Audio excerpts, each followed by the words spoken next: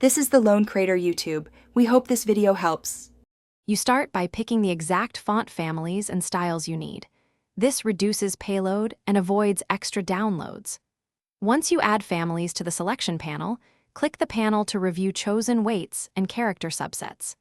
Make sure to pick only required weights like 400 and 700 and necessary subsets such as Latin. Now copy the provided embed link or the CSS at import line. This is your first actionable step for integrating the fonts into a web project. Once you have the embed link, paste it into your HTML head for fastest loading. Alternatively, add the @import rule at the top of your main CSS file if you prefer CSS-only control. Then apply the font family in your style sheet to body, headings, or specific classes.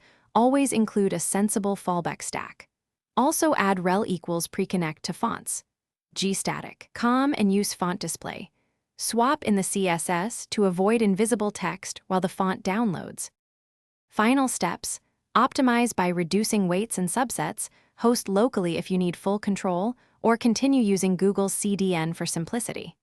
If fonts don't appear, open DevTools Network to check status codes and ensure fonts.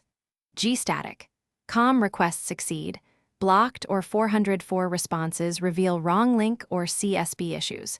If you see a CORS or CSB block, update your policy or use rel equals preconnect and correct origins. As a quick fix, clear any CDN cache and confirm the copied embed code matches the selection. Thanks for watching. Consider subscribing if we helped you.